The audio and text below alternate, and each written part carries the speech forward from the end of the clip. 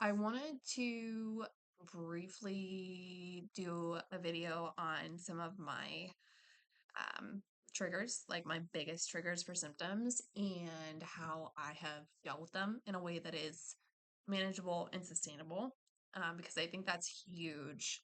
And I'll probably hit on this in another video at some point, just the lifestyle for people. It's like pointless to implement changes in your life that are short term and not sustainable in the long run, because that's just no quality of life, you know. So my three biggest triggers for symptoms are: one, clothing; two, soda and or artificial sweeteners. I'm lumping those two together because I would always drink diet soda. So those are together in my book. And then three, stress.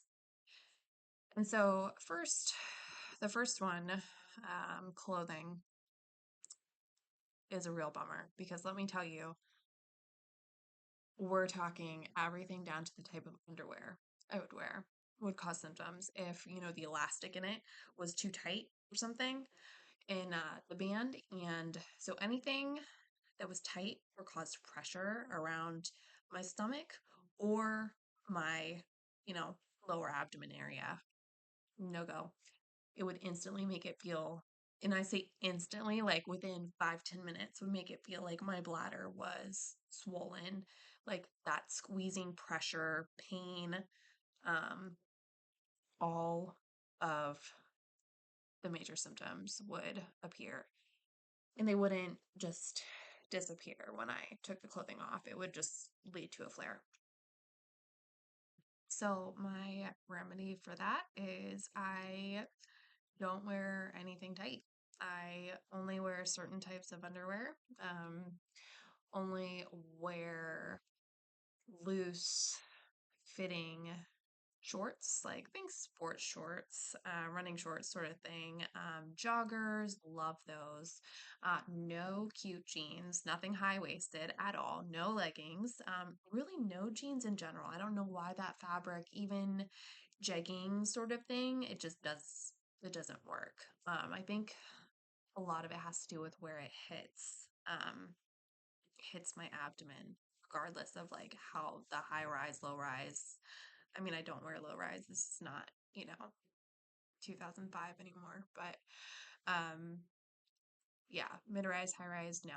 So no jeans, no leggings. It sucks. It's hard to find stuff that's cute, but athleisure is big these days. Like find comfortable joggers, comfortable running shorts. Like I am the biggest fan of sweatpants, like on a bad day. Like love sweatpants. I mean, you can dress it up. You can get away with a lot these days. So there is hope.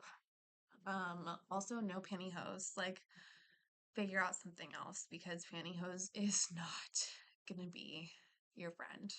It's not in your future. Just please don't. Two, soda. Soda and artificial sweeteners. And like I said, I lump these two together because I think that they have a very similar effect on our body, neither being good.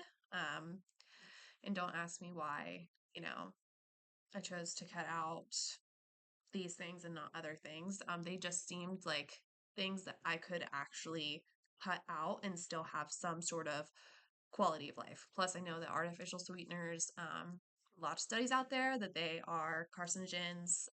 It can at least be carcinogenic in high amounts. And I was consuming fairly high amounts. I used to have, two packets of equal and a cup of coffee and multiply that by 4 a day.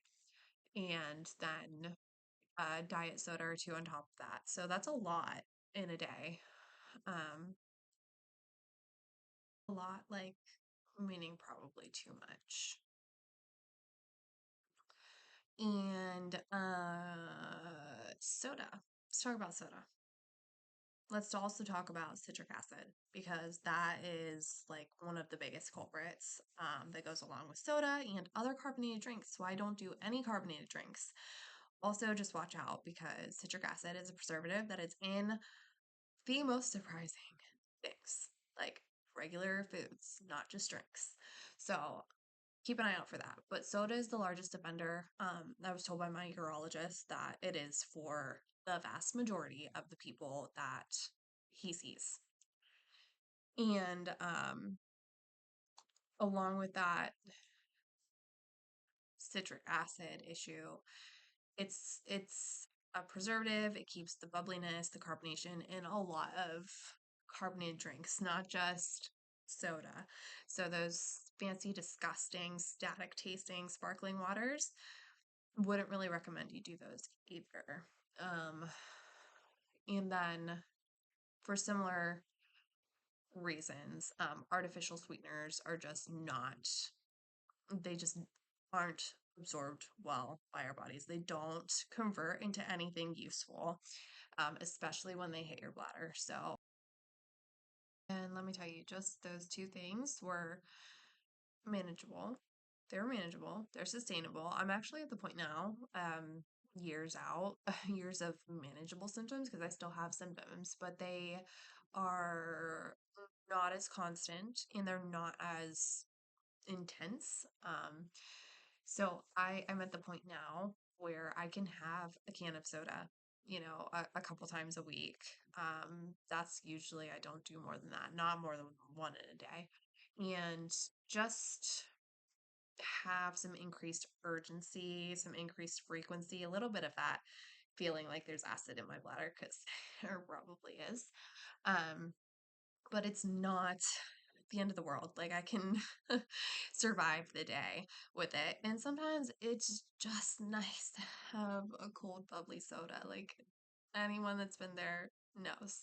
So yeah, that's been the biggest change. But I did go cold turkey without it for months, maybe years.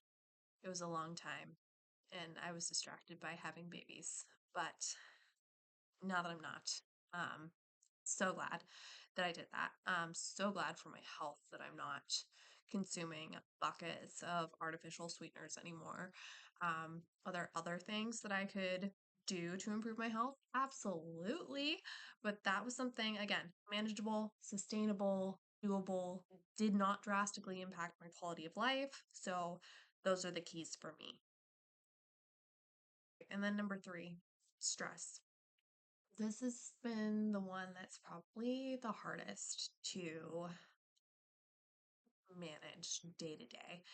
But again, I have found ways to deal with it that work in a sustainable way for me that don't make my symptoms go crazy, not like they did.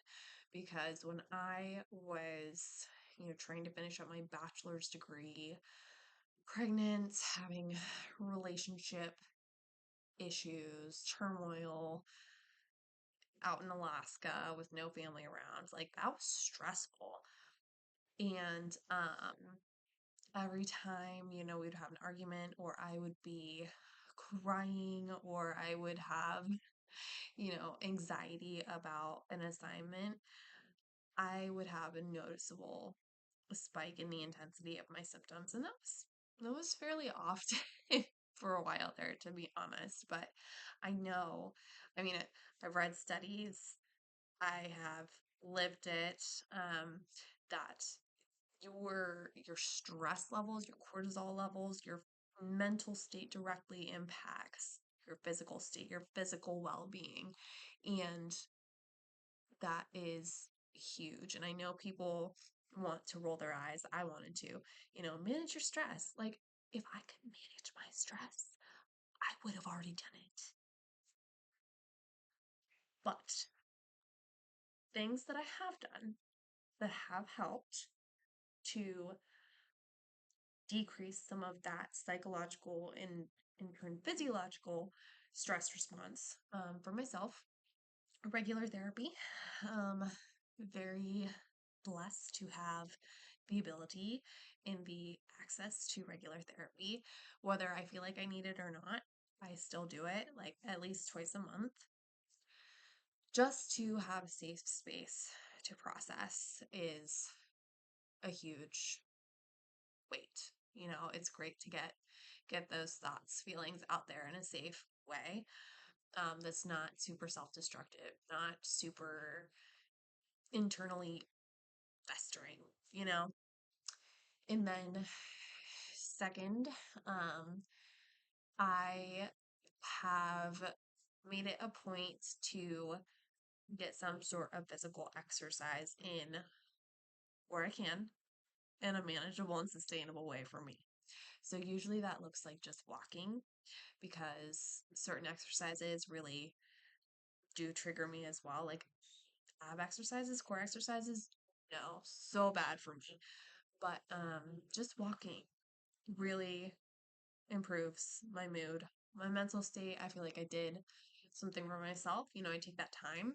And even if I get outside with my kids, like that helps. So, some sort of doable exercise, nothing crazy, nothing intense, just enough for my mind, body, spirit. And that really helps. I mean, if you look at studies, it doesn't take a whole lot. So that's the encouraging thing. It doesn't take a whole lot to see small improvements that build over time. So, yes, those are my three main triggers, and how I have dealt with them in a way that's sustainable long term for me. And I hope that if any of you have experienced something similar, that this was maybe insightful, maybe gives you a little bit of hope. Also, like I said, I am hoping to make some more videos on IC just to start because I feel like I can talk about that and I know what I would want to talk about with that, but also have a lot of other things I can talk about. Law school, time in Alaska, divorce, moving across the country, pregnancies, lots of things. So if you have video suggestions for me, please drop them because your girl needs help and I want to do things that would be meaningful, interesting, helpful, wanted. Heaven forbid someone wants to watch me, but you get my point. So anything that you would want to hear more on or be interested in hearing more on, please let me know. Thanks.